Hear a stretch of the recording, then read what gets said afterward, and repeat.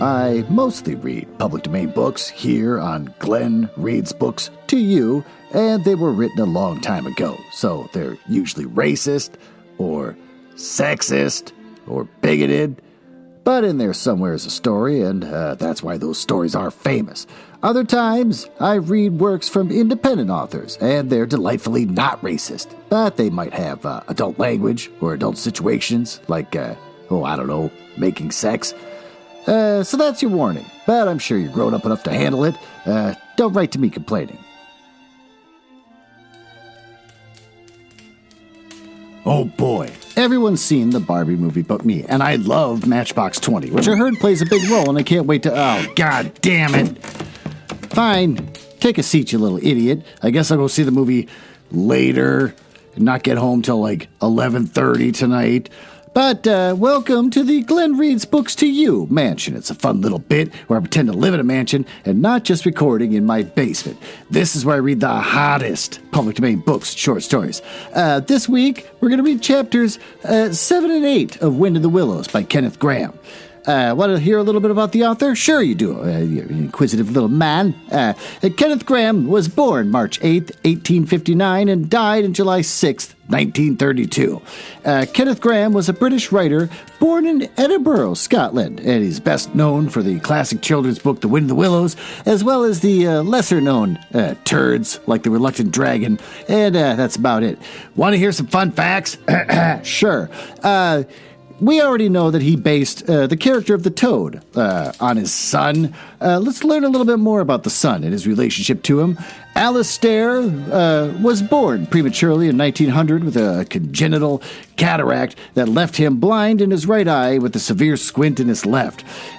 He was spoiled by his parents to the point where his behavior included attacking other children while playing in Kensington Gardens and also lying down on the road in front of cars to force them to stop. So beyond getting any guidance from his parents, he had to deal with them just being dysfunctional, kind of all by themselves. His dad, who is considered to have still been a virgin at the age of 41, married Elspeth Thompson in 1899. She was a hypochondriac who spent whole years away at a spa, and his dad just kept taking off to travel in general and be sexless in other countries. His son, stuck at home with random nannies, would write to his dad, begging for attention. There's only 15 letters for us to read. Most of them were in the summer of 1907, when Kenneth and Elspeth vacationed in Cornwall without their kid, obviously. They ignored his pleas to visit, so Grahame invented Toad and his subsequent adventures as a way of distracting himself and his son from escaping to be a good dad. Kenneth Grahame expert Anne Gauger, that's a weird career, says the letters filled the space left by the tattered relationship between the father and son. The tales of Toad were as much to assuage Graham's guilt as to entertain Alistair. When Alistair was at boarding school, he heartbreakingly wrote to his dad, seeking his love and his approval. And Kenneth would basically just write back saying, I'm so sorry you're unhappy. Have you heard the latest about Toad? One of Graham's responses was, I wish we could have all been together, but we shall meet again soon, and then we shall have treats. Have you heard about the Toad? Oh, he was never taken prisoner by the brigands at all. Just a trick of his, ... Another said, my dearest mouse, I am very glad to hear you got rid of your cold and have been able to sail your boat in the pond. Now I dare say you will want to hear something more about the sad misadventures of Mr. Toad. So, instead of saying, yes, we'll come soon, Grahame just launches into the Toad bullshit and ignores his incredibly sad child. Alistair's letters to his dad were heartbreaking. He wrote, you must come down for the weekend and pick a nice beef bone with me, which I guess just means come have dinner with me in British.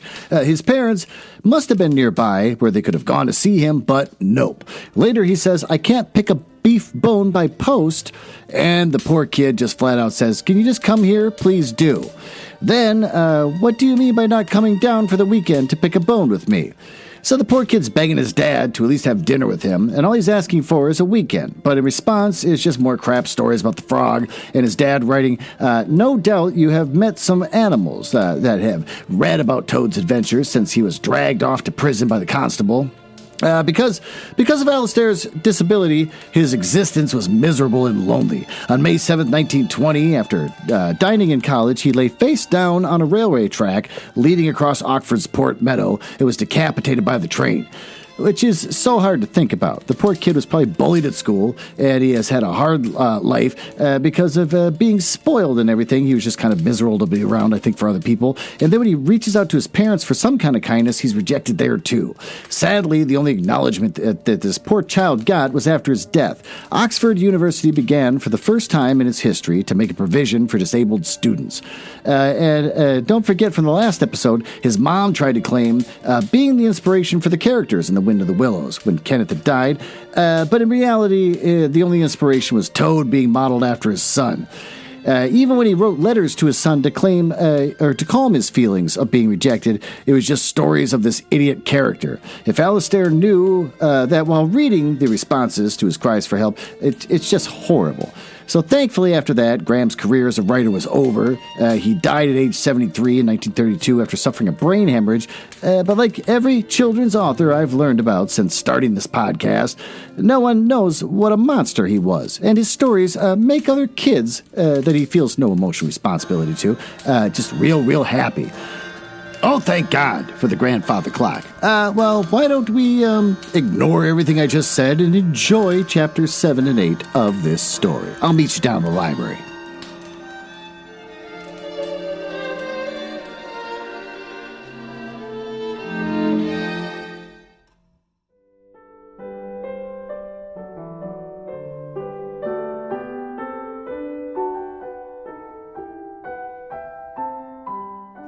Oh, there you are. Man, you're fast. Do you enjoy my library, this bit I'm running with? Can you enjoy all the dusty books and the books? I'm tired of this bit. All right, chapter 7.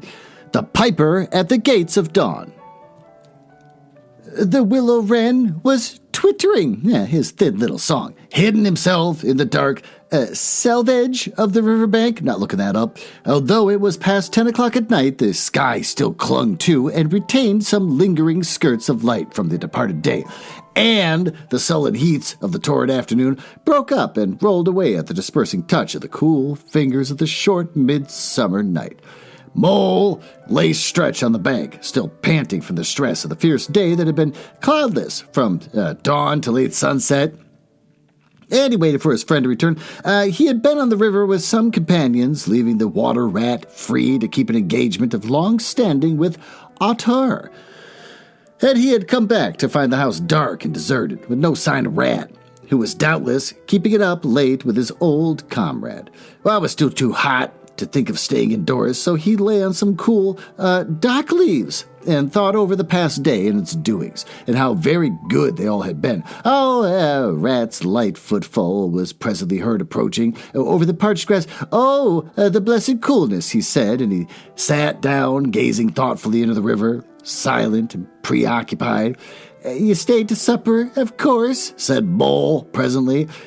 Simply had to, said the rat, who, they wouldn't hear of my going before, but you know how kind they always are, and how they made things just as jolly for me as they ever could, right up to the moment I left. It sounds like a Minnesota goodbye, where you just can't leave. They just keep saying more shit as you're standing by the door. Oh, but I felt a brute all the time, as it was clear to me that they were very unhappy, though they tried to hide it. Mole, I'm afraid they're in trouble. Little Portly, he's missing again, and you know what a lot of father thinks of him, though he has never said much about it. What? That child, said the Mole lightly. Well, suppose he is. Why worry about it? Oh, he's always straying off and getting lost and turning up again. He's so adventurous. But no harm ever happens to him. Everybody hereabouts knows him and likes him, just as they do old Otter. As you may be sure, some other animal might come across him and bring him back again, all right. Why, we found ourselves miles from home and quite self-possessed and cheerful. Yes, but this time it's more serious, said the rat gravely. He's been missing for some days now, and the otters have hunted everywhere, high and low, without finding the slightest trace. They asked every animal, too, for miles around, and no one knows anything about him. Otters evidently are more anxious than he'll admit. And I got out of him that young Portly hasn't learned to swim very well yet, and I can see he's thinking of the weir. There's a lot of water coming down still, considering that time of the year, and the place always had a fascination for the child. Burp. And then there are, traps and things. You know, Otter's not the fellow to be nervous about any sun just before his time, and now he is nervous. And when I left, he came out with me and said he wanted some air. We talked about stretching his legs. But I could see that it wasn't that, so I drew him out and pumped him. And it got it all from at last, yes. And he was going to spend the night watching by the fjord. And you know the place where the old fjord used to be? It's in bygone days before they built the bridge. Oh, I know it well, said the mole. But why should Otter choose to watch there? Well, it seems that it was there he gave Portly his first swimming lesson, continued the rat, and from the shallow, gravely split near the bank, and there used to be to teach him fishing, that the young Portly caught his first fish, which he was so proud. Oh, the child loved the spot, and Otter thinks that if he came wandering back from wherever he is, if he is anywhere by this time, poor little chap, he might make for the ford that he was so fond of, and if he ever came across, he'd remember it well and stop there and play, perhaps. So Otter goes there every night and just watches, on the chance, just on the chance. Well, they're silent for a time, both thinking the same thing. The lonely, heart-sore animal crouched by the ford, watching and waiting the long night through, on the chance. Well, said the rat presently, I suppose we ought to be thinking about turning in, but he never offered to move. Rat, said the mole, I simply can't go and turn in and go to sleep and do nothing, even though there doesn't seem to be anything to be done. We'll get the boat out and paddle up the stream. The moon will be up in an hour or so, and then we'll search as well as we can, anyhow. It'll be better than just going to bed and doing nothing. Well, just what I was thinking myself, said the rat. It's not the sort of thing for bed anyhow, and daybreak is not so very far off, and we may pick up some news of him from early risers as we go along. Well, they got the boat out. Rat took to the sculls, paddling with caution. Out in midstream, now there was a clear, narrow track that faintly reflected the sky, but wherever shadows fell in the water from the bank, bush, or tree, they were as solid, to all appearance, as the banks themselves, and the mole had to steer with judgment accordingly. Dark and deserted as it was, the night was full of small noises, song and chatter, and rustling, telling of the busy little population who were up and about, plying their trades, and vocations, through the night, till sunshine should follow them at last and send them off to their well-earned repose. Oh, the water's own noises, too, were more apparent than by day. Its gurglings and cloops, more unexpected and near at hand, and constantly they started at what seemed to be a sullen, clear call from an actual articulate voice. The line of the horizon was clear and hard against the sky, and in one particular quarter it showed black against the silvery climbing phosphorescence that grew and grew. At last, over the rim of the waiting earth, the moon lifted with a slow majesty, till it swung clear of the horizon and rode off, free of its moorings. And once more they began to see surfaces, meadows spread wide, and quiet gardens, and the river itself from bank to bank, all softly disclosed, all washed clean of mystery and terror, all radiant again, as by day, but with a difference that was tremendous. The old haunts greeted them again in another raiment, as they slipped away and put the pure new apparel and quietly come back, smiling as they shyly waited to see if they could be recognized again under it. Fastening their boat by a willow, the friends landed in this silent silver kingdom and patiently explored the hedges and the hollow trees and the runnels and their little culverts, the ditches and the dry waterways. Embarking again and crossing over, they worked their way up the stream in this manner, while the moon, serene and detached in a cloudless sky, did what she could, although so far off she could help them in the quest, till her hour came and she sank earthwards, reluctantly, and left them, and the mystery once more held the field and river. Then a a change began slowly to declare itself from the horizon. It became clearer. Field and tree came more into sight, and somehow, with a different look, the mystery began to drop away from them. A bird piped suddenly, and it was still, and a light breeze sprang up and set the reeds and the bulrushes rustling. Rat, who was in the stern of the boat, while Mole scullied, sat up suddenly and listened, with a passionate intenseness. Mole, who, with the gentle strokes, just keeping the boat moving while he scanned the banks with care, looked at him with curiosity. It's gone, said the rat, sinking back into his seat again. Oh, so beautiful and strange and new. Since it was to end so soon, I almost wish I had never heard it, for it roused a longing in me that is pain, And nothing seems worthwhile but just to hear that sound once more and go on listening to it forever. No, there it is again, he cried, alerted once more, entranced. He was silent for a long space, spellbound. Now it passes on, and I begin to lose it, he said presently. Mole, the beauty of it, the merry bubble and joy, the thin, clear, happy call of the distant piping. Such music I've never dreamed of, and the call in it so stronger than the music is sweet. Row on, Mole, row, for the music and the call must be for us. Yeah. The Mole, greatly wondering, obeyed. I hear nothing myself, he said, but the wind playing the reeds and the rushes and the oysters. The rat never answered. If indeed he heard, rapt, transported, trembling, he is possessed by all his senses, by the new divine thing that caught us up in his helpless soul and swung and dondled it? Dondled, I'm not looking it up.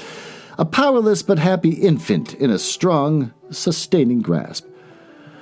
In silence, Mole rowed steadily, and soon they came to a point where the river divided, a long backwater branching off to one side.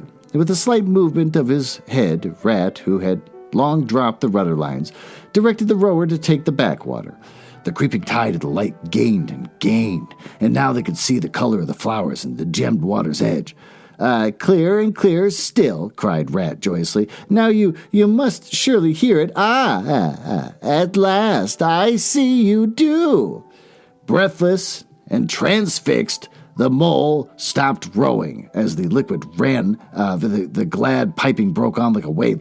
Caught him up, and possessed him utterly, and they saw the tears of his comrade's cheeks, bowed his head, and understood. For a space they hung there, brushed by the purple, loose strife that fringed the bank, and the clear, imperious summons that marched in hand with the intoxicating melody imposed its will on Mole.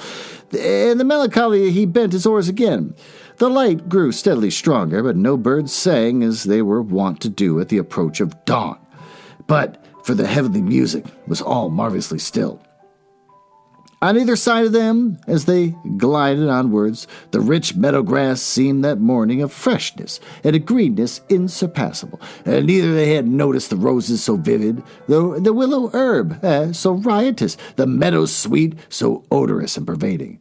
Then the murmur of the approaching weir began to hold the air, and they felt a consciousness that they were nearing an end, whatever it might be, that surely awaited their expedition.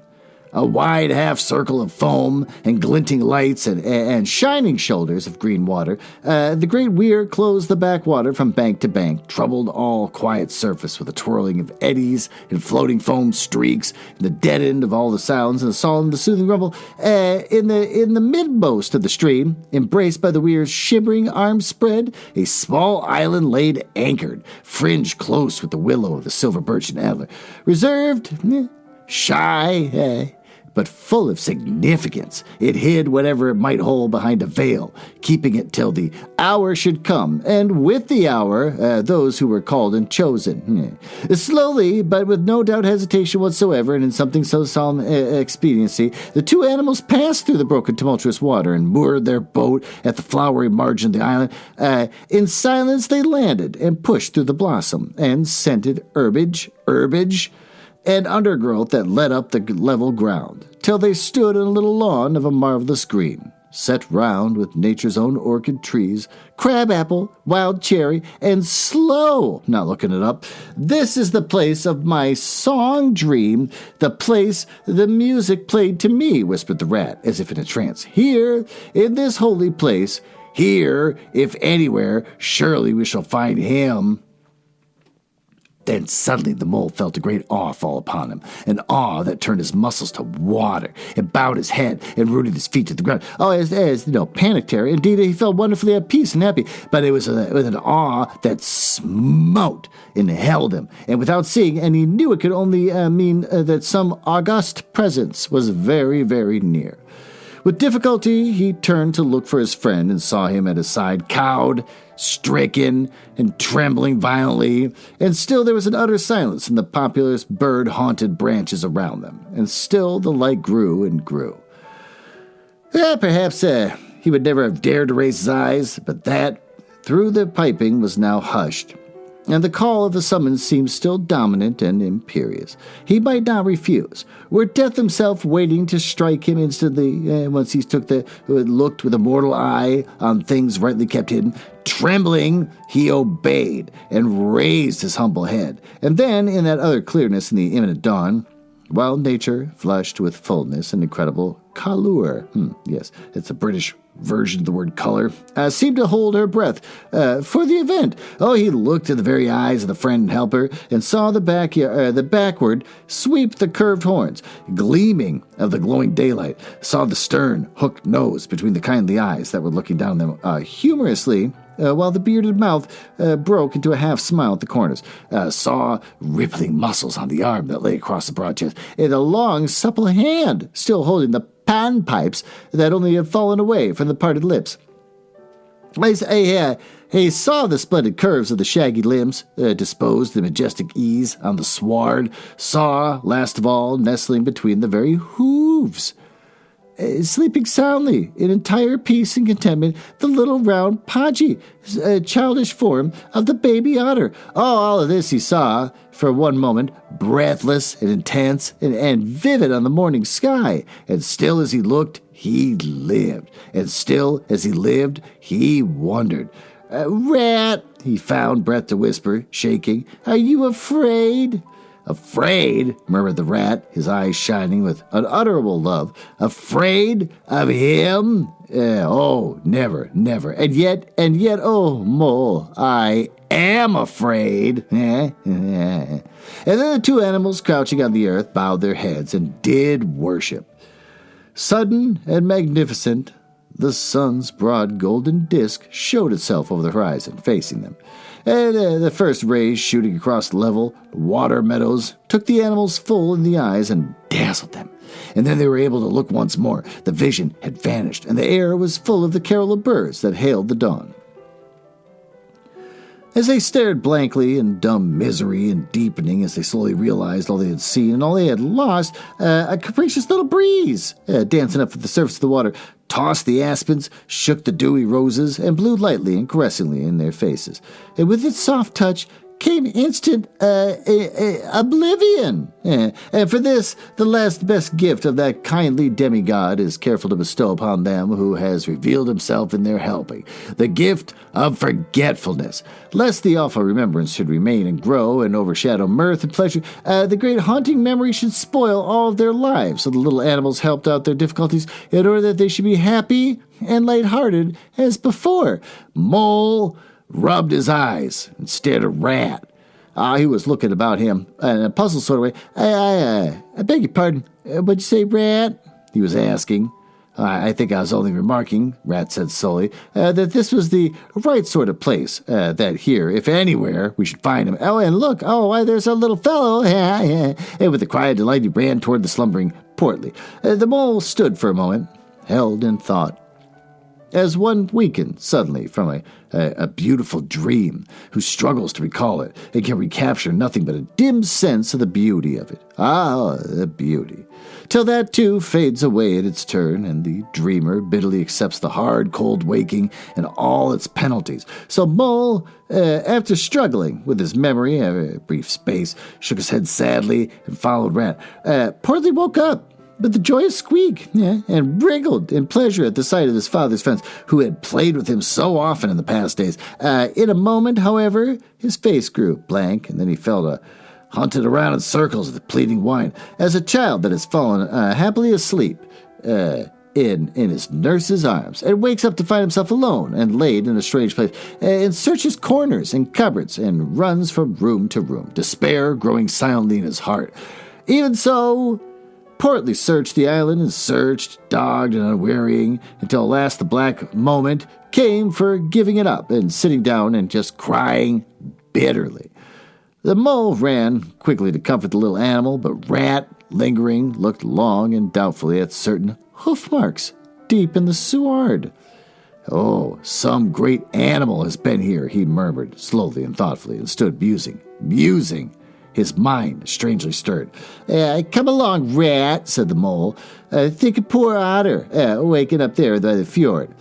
Portly had soon been comforted by the promise of a treat. A jaunt on the river in Mr. Rat's real boat, and the two animals conducted him to the water's side, placing him securely between them and the bottom of the boat, and paddled off down the backwater. The sun was fully up by now, and hot on them. Birds sang lustily and without restraint, and flowers smiled and nodded from either bank, and somehow, so thought the animals, with less of a richness and blaze of color than they seemed to remember seeing quite recently somewhere, or they wondered where. The main river reached again, and they turned the boat's head upstream toward the point where they knew their friend was keeping his lonely vigil. And as they drew near the familiar ford, Mole took his boat into the bank, and they lifted Portly out and set him on his legs on the towpath and gave him his marching orders and a friendly farewell, pat him on the back, and shut him out in the midstream. They watched the little animals. He waddled along the path contentedly with importance. Watched him till they saw his muzzle suddenly lift and his waddle break into a clumsy amble as he quickened his pace with the shrill whines, whatever, the wriggles of recognition. Looking up the river, they could see Otter start up, tense and rigid, from out of the shallows where he crouched in dumb patience, and you could hear his amazed and joyous bark as he bounded up through the oysters onto the path, and then Mole, with a strong pull in one oar, swung the boat around and let the full stream bear them down again, whether it would. Their quest now happily ended. "I feel strangely tired, Rat," said the Mole, leaning up wearily over his oars. The boat drifted. It's been up all night, you'll say, perhaps, but it's nothing. We do as much half the nights of the week as this time of the year. No, I feel as though I've been through something very exciting and rather terrible, and it was just over, and yet nothing particular has happened. Or something very surprising and splendid and beautiful, murmured the Rat, leaning back and closing his eyes. "I feel just as you do, Mole. Simply dead tired, though not body tired. It's lucky we got the stream with us to take us home. Isn't it jolly to feel the sun again, soaking into one's bones, and to hark the wind playing the reeds?" I kind of wish this chapter would end. This seems like it's really dragging on. "It's like music, faraway music," said the Mole, nodding drowsily. "So I was thinking," murmured the Rat, dreamful and languid. "Dance music. The lilting sort that runs on without a stop. With words in it, too. It passes into words and out of them again. I catch them at intervals. Then it's dance music once more, and then nothing but reeds, soft, thin whispering." "You hear better than I," said Mole sadly. "I cannot catch the words." "Well, let me try and give them to you," said the Rat softly, his eyes still closed. Now it's turning into words again, faint but clear. Lest the awe should dwell, and turn your frolic to fret. You shall look on my power at the helping for, but you shall never forget. Now the reeds take it up. Forget, they sigh as it dies away in a rustle and a whisper. Then the voice returns. Lest limbs be reddened and rent, I spring the trap that is set. As I loose the snare, you may glimpse me there, for surely you shall forget. Row nearer, Mole, near to the reeds. It's hard to catch. It grows each minute fainter. I wish this chapter would end. Helper and healer I cheer. Small waifs in the woodland wet. Strays I find in it, wounds I bind in it, bidding them all forget. Nearer, Mole, nearer. No, it is no good. The song has died away into reed talk. Oh my God, it's finally almost done. But what do words mean? Asked the wondering Mole. That I do not know, said the Rat simply. I passed them on to you as they reached me. Now they return again, and this time full and clear. This time, at last, it is real. The unmistakable thing, simple, passionate. Perfect. Well, then let's have it, said the mole, after he had waited patiently for a few minutes, half dozing in the hot sun, but no answer came. He looked and understood the silence. With a smile of much happiness on his face and something of a listening look still lingering there, the weary rat was fast asleep. Well, that was a lot of fun. Why don't we leave this room and go over to that closet over there where I could read to you the latest upcoming novels from Penguin Random House Book. Just go get in the closet. Don't ask me about it.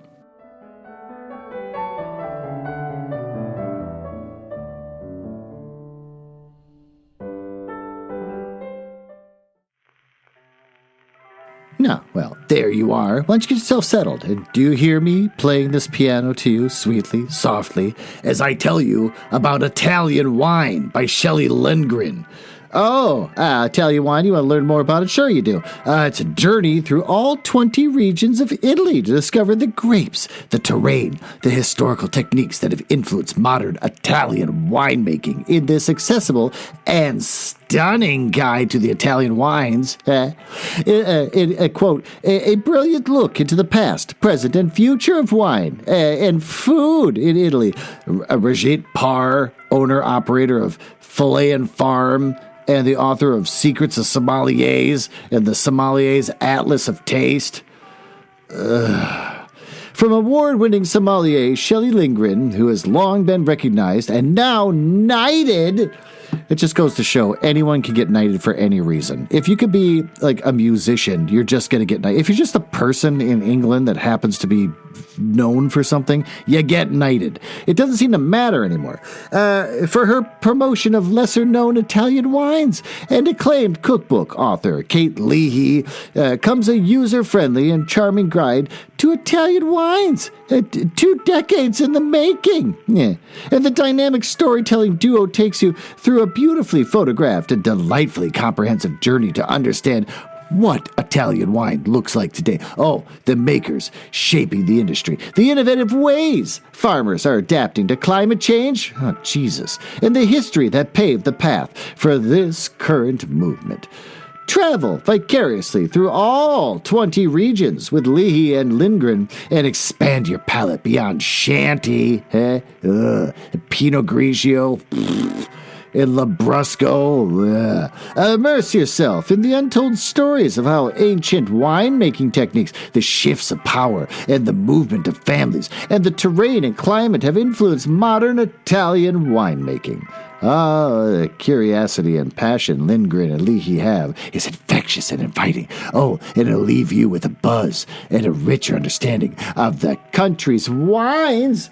Let Italian wine be your in-depth, fun guide. This fun is important to this endlessly fascinating, diverse world of wine. Well, if you're a big nerd that takes yourself way too seriously, go get Italian Wine by Shelley Lindgren. Categories cooking and travel, Europe. You can get a hardcover for $35. Seems more than you should pay for something like that. August 29th. You can get it on Amazon, Barnes & Noble, Books A Million, Bookshop.org, Hudson Booksellers, Powell's, Target, and Walmart. Well, that was depressing. I didn't enjoy any of that. Let's get out of this closet and go back and read the next chapter of this goddamn book.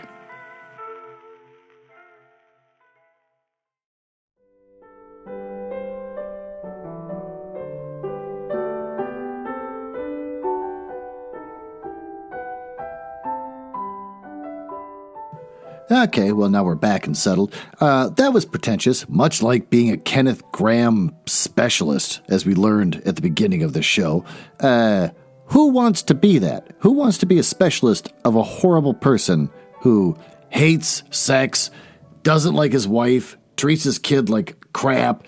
But anyways, let's move on to Chapter 8, Toad's Adventures.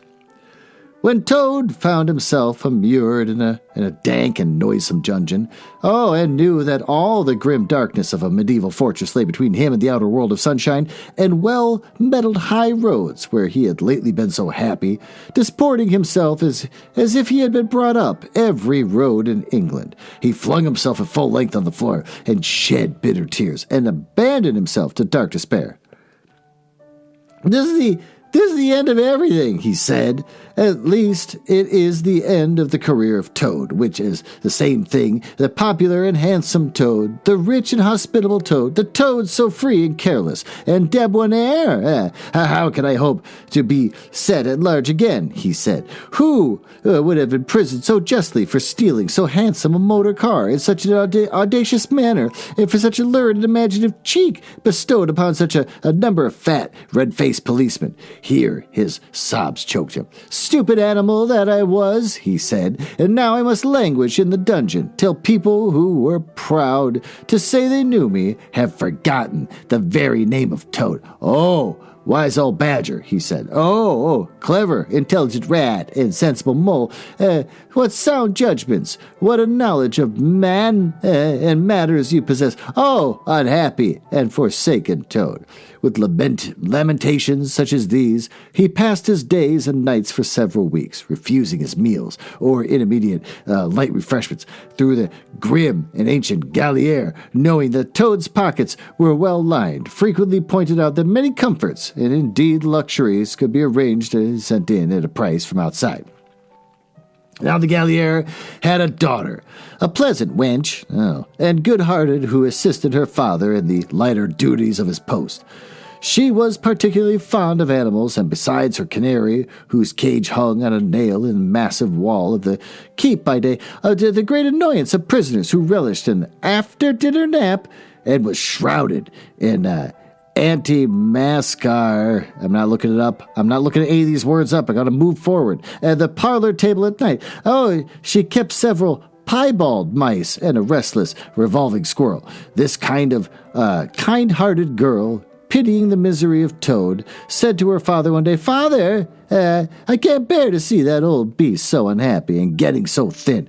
You let me have the managing of him. You know how fond of animals I am, and I'll make him eat from my hand and sit up and do all sorts of things." Is she human? So is this daughter human?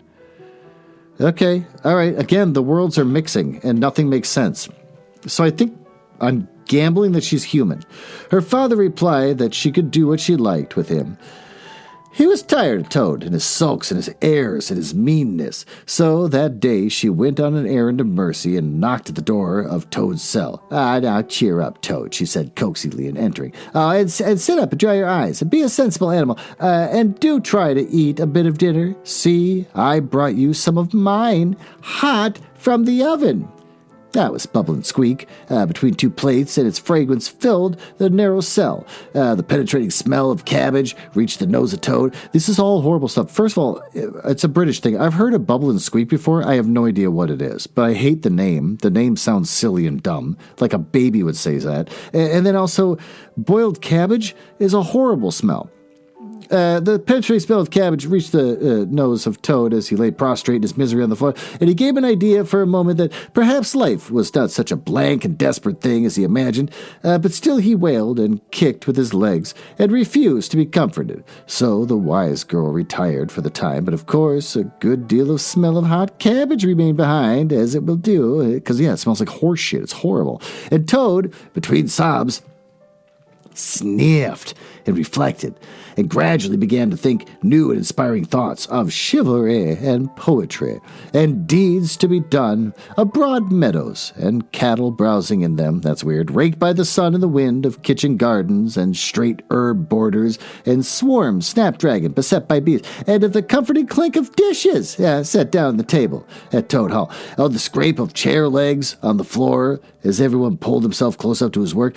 The air of the narrow cell took a rosy tinge, and he began to think of his friends and how they would surely be able to do something, of lawyers and how they would have enjoyed his case, and what an ass he had been not to get a few. And lastly, he thought of his own great cleverness and resource, and all that he was capable of if only he gave a great mind to it, and the cure was almost complete. When the girl returned, some hours later, I'm thinking a human girl, this is weird, she carried a tray with a cup of fragrant tea steaming in it, and a plate piled up with hot buttery toast, cut thick and very brown on both sides, and the butter running through the holes in the great gold drops, like honey from the honeycomb. And the smell of that buttered toast simply talked to Toad, and with no uncertain voice, talked of warm kitchens, of breakfasts, and bright frosty mornings, of cozy parlour firesides on winter evenings, when one's ramble was over, and the slippered feet were propped on the fender, of the purring of contented cats. Does he have them as pets, or are they just neighbors that live next door to him? Again, I don't understand this world.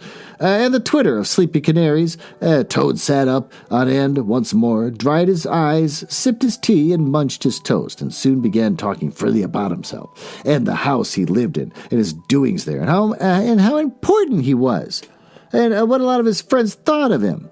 The Gallier's daughter saw that the topic was doing him as much good as a tea, and indeed it was. It encouraged him to go on. Tell me about Toad Hall, said she. Yeah, it sounds beautiful. Oh, Toad Hall, said the Toad proudly, is an eligible, self-contained gentleman's residence. Oh, very unique, dating in part from the 4th century, but replete with every modern convenience.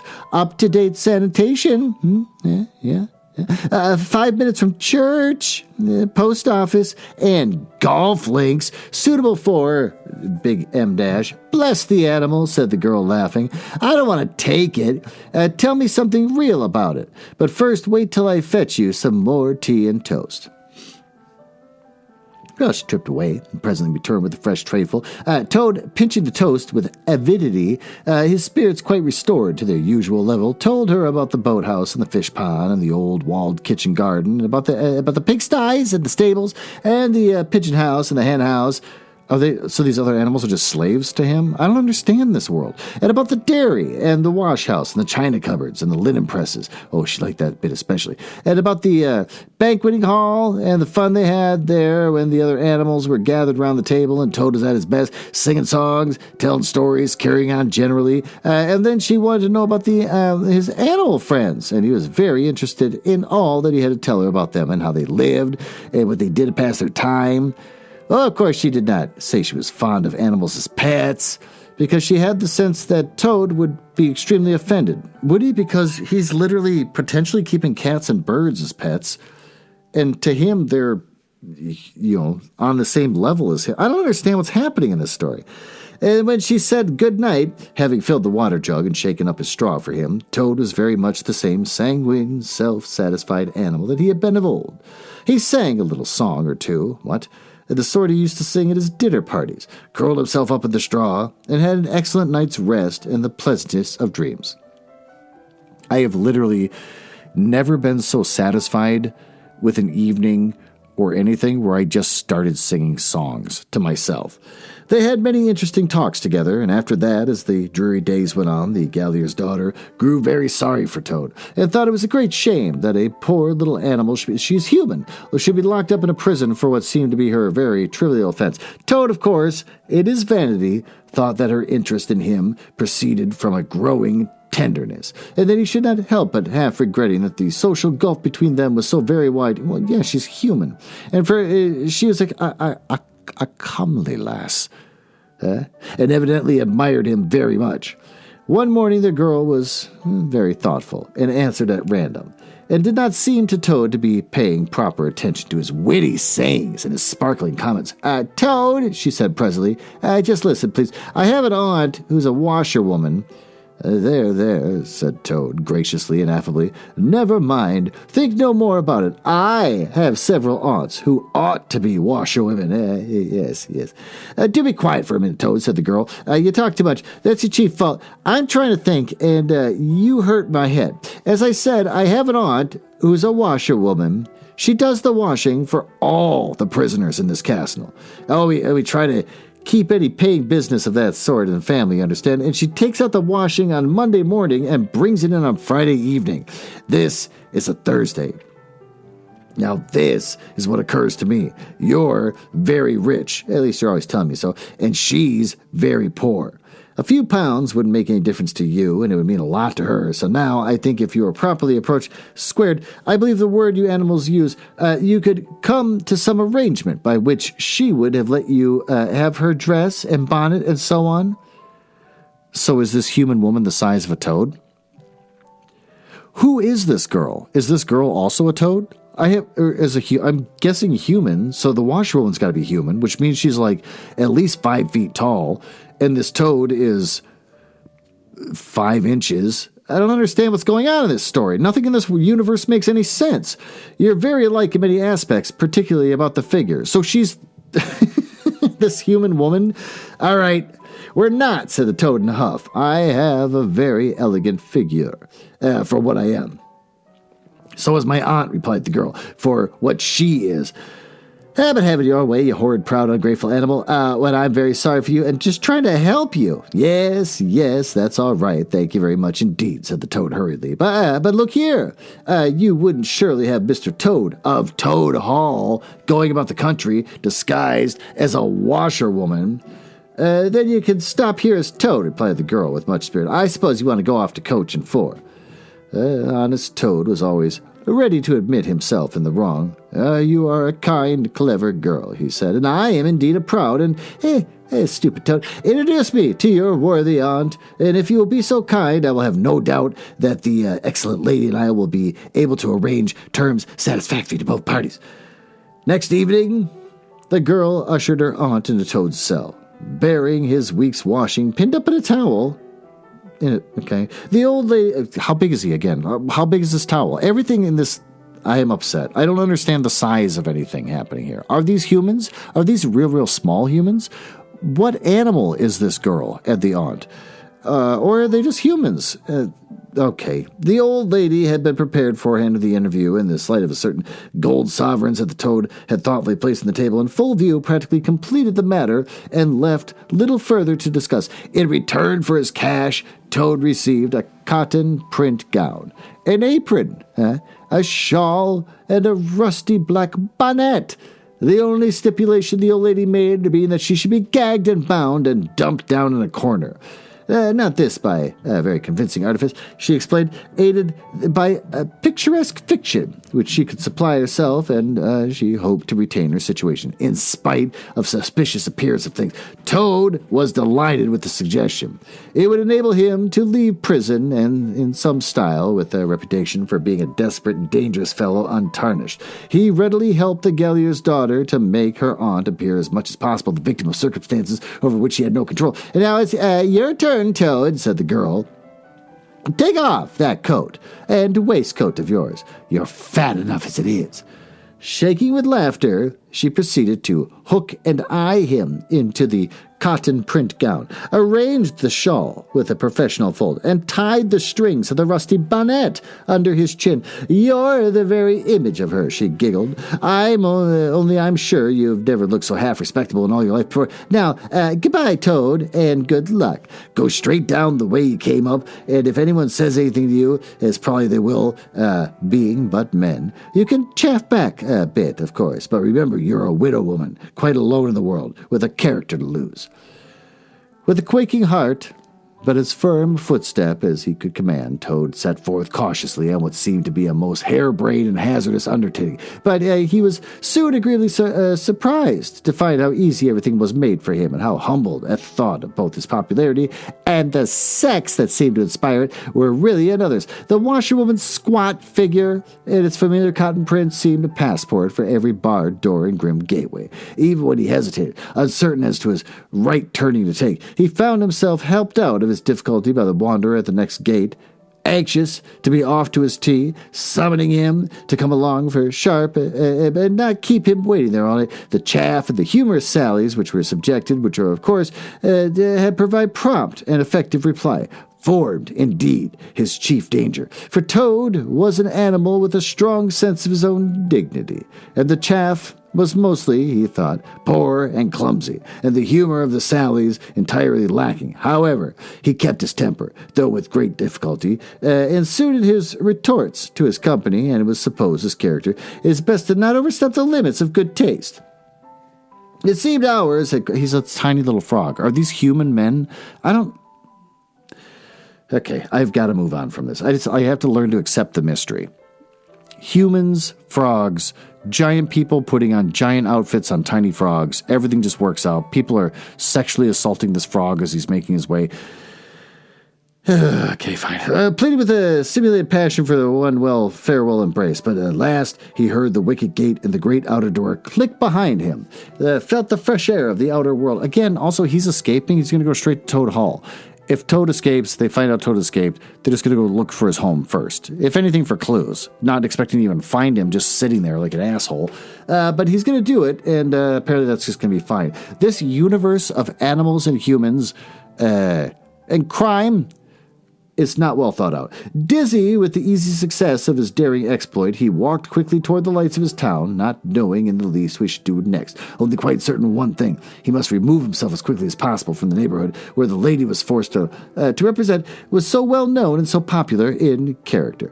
As he walked along, considering, his attention was caught by some red and green lights a little way off to one side of the town. And the sound was puffing and snorting of engines, and the banging of shunted trucks fell on his ear. Aha, he thought. This is a piece of luck. A railway station is the thing that I want most in the whole world at this moment, and that's what's more, I needn't go through town to get it, and shan't have to support this humiliating character as repartees, which I thought thoroughly effective, do not assist one's sense of self-respect. He made his way to the station accordingly, consulted a timetable and found a train, bound more or less in the direction of his home. Yes, I knew it, he's going to go straight to his home. Was due in part in half an hour. More luck, said Toad, his spirits rising rapidly, and went off the booking office to buy his ticket. He gave the name of the station that he knew to be the nearest to the village, which Toad Hall was a principal feature, and mechanically put in his fingers in search of the necessary money where his waistcoat pocket should have been. But here the cotton gown, which had nobly stood by him so far, and which had been basely forgotten, intervened and frustrated his efforts. In a sort of nightmare, he struggled with the strange uncanny thing that seemed to hold his hands, turn all muscular strivings to water, and laugh at him all the time, while other travelers, forming up a line behind him, waited with impatience, making suggestions of more or less value and comments, more or less stringency and point, and somehow he never rightly understood how he burst the barriers, attained the goal, arrived where all the waistcoat pockets were eternally situated, and found not only no money, but no pocket to hold it, and no waistcoat to hold the pocket. That was a gigantic paragraph just to say there's no pockets on this dress. To his horror, he recollected that he had left both coat and waistcoat behind him in his cell, and with them his pocketbook, money, keys, watch, matches, pencil case, all that makes life worth living, all that distinguishes the many-pocketed animal, the lord of creation, from the inferior one-pocketed or no-pocketed productions that hop or trip about permissively or unequipped for the real contest. In his misery, he made one desperate effort to carry the thing off, and with a return to his fine old manner, a blend of the squire and the college don. He said, look here, I finally left my purse behind. Just give me that ticket, will you, and I'll send the money tomorrow. I'm well known in these parts. Well, the clerk stared at him and the rusty black bonnet a moment. Then he laughed. I should think you're pretty well known in these parts, he said. If you try this game often, here, stand away from the window, please, madam. You're obstructing the other passengers. Burp, the old gentleman who had been prodding him in the back for some moments, had thrust him away, and what was worse, addressed him as his good woman, which angered Toad more than anything that had occurred that evening. Yeah, you don't like being called a woman even though you're dressed like one and that one actually helped you escape? Fine, be sexist, whatever, asshole. Baffled by the full of despair, he wandered blindly down the platform where the train was standing, and tears trickled down each side of his nose. It was hard, he thought, to be within sight of safety and almost of home, and to be balked by the want of a few wretched shillings, and by the petty frogging mistrustfulness of paid officials. Very soon his escape would be discovered. The hunt would be up. He would be caught, reviled, loaded with chains, dragged back. Just start walking home. Dragged back again to prison, and bread and water and straw. His guards and penalties would be doubled. And oh, what sarcastic remarks the girl would make. What was to be done? He was not swift of foot. His figure was, unfortunately, recognizable. Could he not squeeze under the seat of a carriage? He had not seen this method adopted by schoolboys when the journey money provided by thoughtful parents had been diverted to other, better ends. As he pondered, he found himself opposite the engine. which is being oiled, wiped, and generally caressed by its affectionate driver. A burly man with an oil can in one hand and a lump of cotton waste in the other. Hello, mother, said the engine driver. What's the trouble? You don't look particularly cheerful.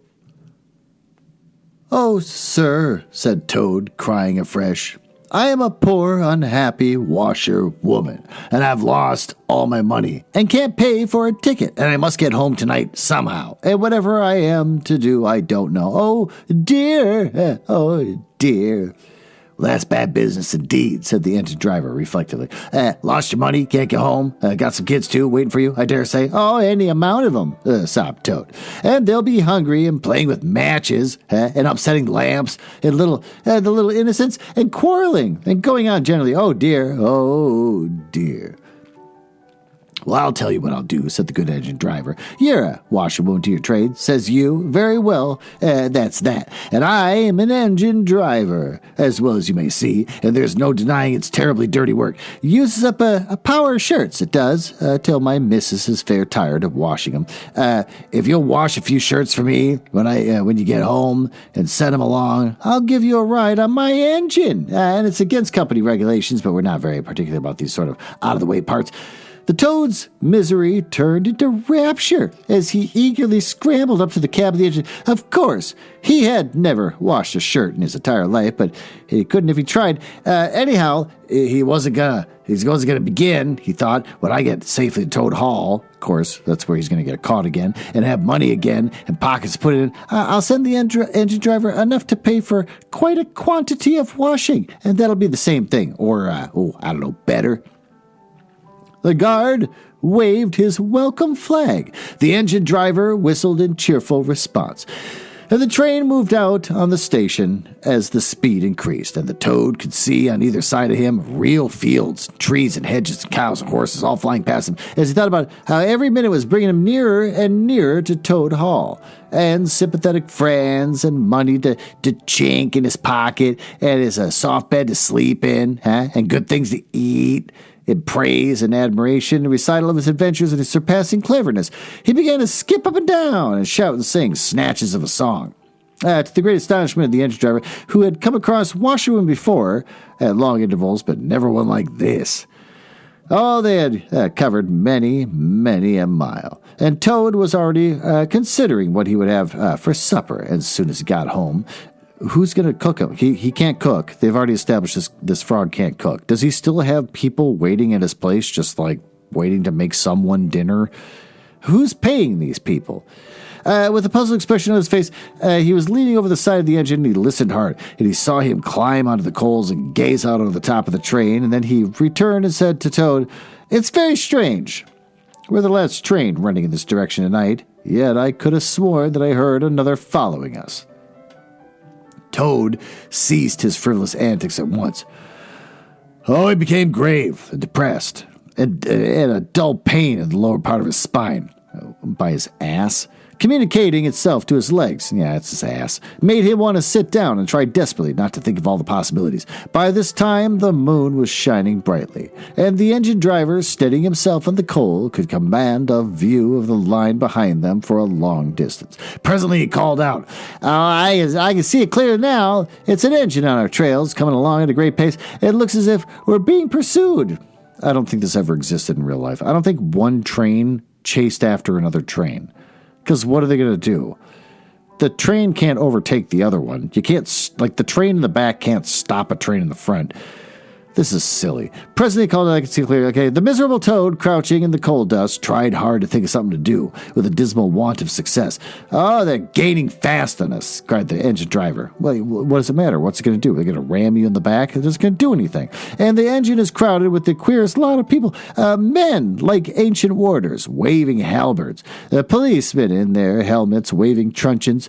Burb and shabbily dressed men in pot hats, obvious and unmistakable plainclothes detectives, even at this distance, waving revolvers and walking sticks, and all waving and shouting the same thing: "Stop, stop, stop."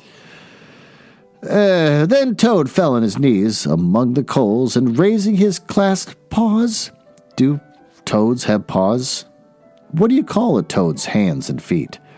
Just like webbed, wet things.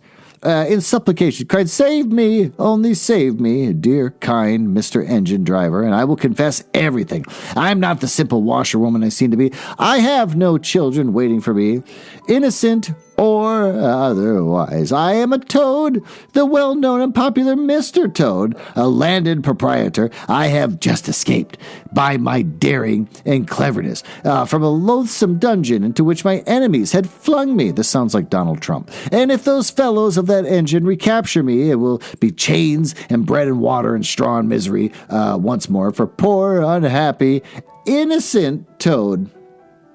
The engine driver looked down upon him very sternly and said, "Now, tell the truth. What are you put in prison for?"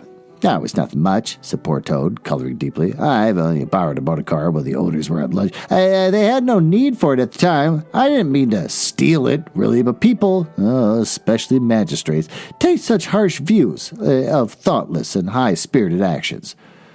The engine driver looked very grave and said, "I fear that you have been indeed a wicked toad." Is this engine driver also human? "And by rights I ought to give you up to offended justice. But you are evidently in sore trouble and distress, so I will not desert you. I don't hold with motor cars, for one thing, and I don't hold with being ordered about by policemen when I'm on my own engine, for another. And the sight of an animal in tears, is human. It always makes me feel queer and soft-hearted. So cheer up, Toad. I'll do my best. We may beat them yet." Now they piled more coals, shoveling furiously. The furnace roared, the sparks flew, the engine leapt and swung till their pursuers slowly gained. The engine driver, with a sigh, wiped his brow with a handful of cotton waste, weird, and said, "I'm afraid it's no good, Toad. You see, they're running light, and they have the better engine.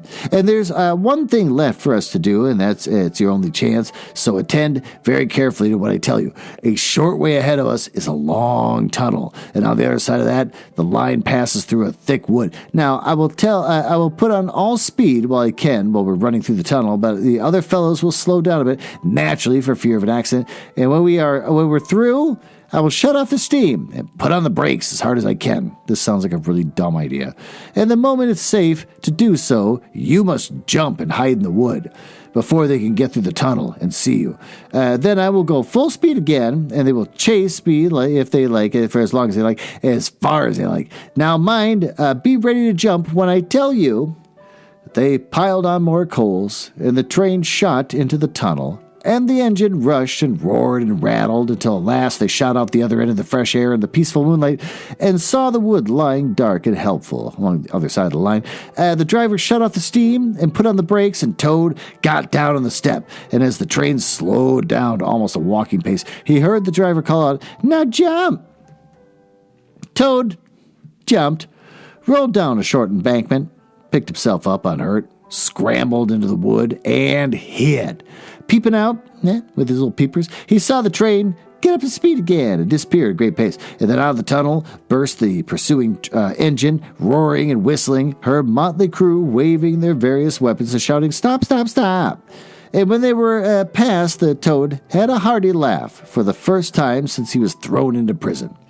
But soon stopped laughing when he came to consider that he was now very late, and it was dark, and it was cold, and he was in an unknown wood with no money and no chance for supper, and still far from his friends and home, and the dead silence of everything.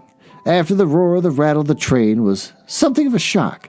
He dared not leave the shelter of the trees, so he stuck to the wood, with the idea of leaving the railway as far as possible behind him. After so many weeks within walls, he found the wood strange and unfriendly, and inclined, he thought, to make fun of him. That's weird. Night jars, sounding their mechanical rattle, made him think of the woods. What the hell's a night jar?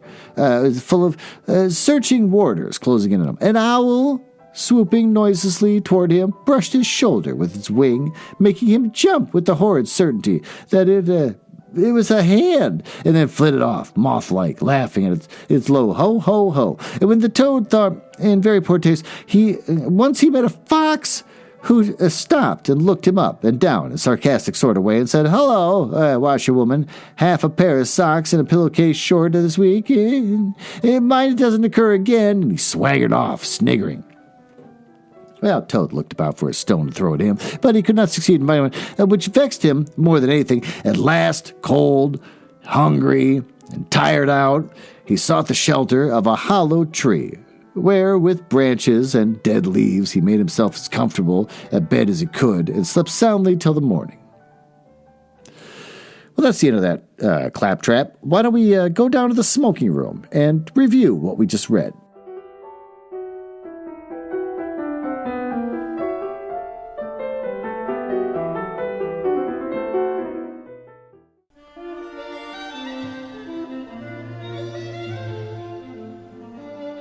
Oh, well, there you are. You got yourself all settled. Why don't you enjoy a cigarette?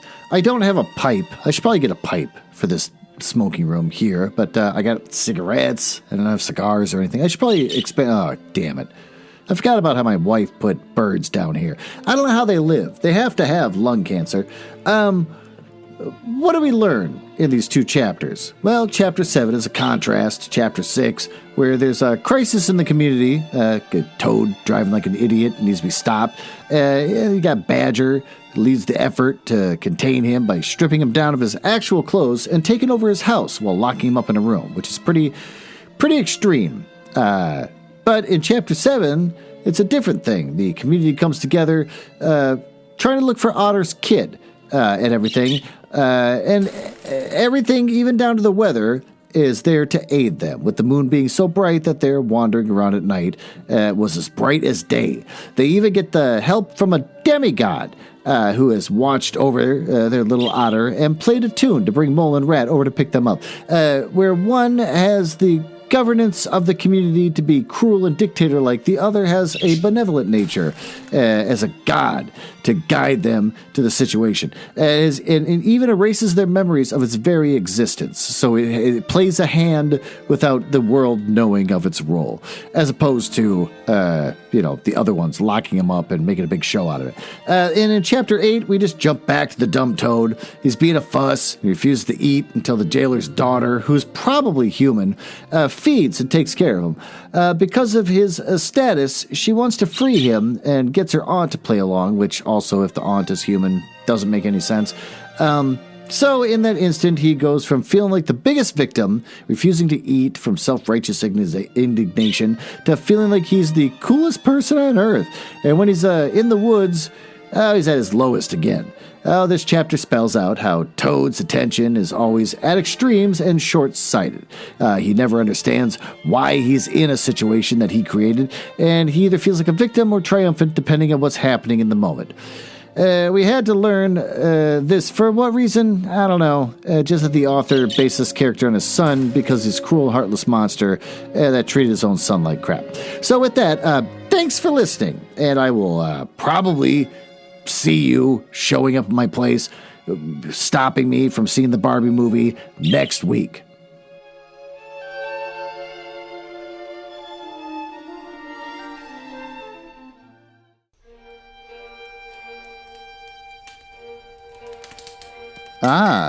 Well, it appears you found me in the part of the podcast I hate the most, where I tell you all about the places on the internet where you can find me. You can tell I hate this because of the sound effects making it sound like a stormy night in the drawing room of the damned. Now, there's that. Are you cool? I like cool people. It's the reason why I got involved in this business to begin with, just to meet cool people, not losers. So if you're cool, feel free to go over to my website, nuzzlehouse.com, which just points you to my link tree. Everything's on the link tree. Just go to the link tree if you want to see where I am. And of course, link tree has the dumbest URL in the world. linktr.ee/nuzzlehouse. It's the dumbest thing. If you go to nuzzlehouse.com, it's just going to reroute you over there after giving you some weird error about it not being secure. I hate it. I hate the internet. But if you go there, you get to hear some of the other stuff that I and my wife work on, like the Radio Mystery Theater show, where we try to recreate the same show that used to be on in the 70s, but they don't make any episodes anymore. So we make our own, and we just steal all their commercials. And also, just stay in the curious mind, we made a Christmas album. If you go to our link tree, you can see that we made a Christmas album. It's the first thing we did after getting married, which I think everyone should do when they get married, is start talking about the Christmas album they're going to make. And we're working on a new show where we give relationship advice by reading paranormal smut. And since I think you might be cool, you can always just email me directly. glenn.nuzzles@gmail.com. But don't email if you're a nerdling or a dork. Now, back to business. Can't believe I drank all of them already. There's gotta be one left.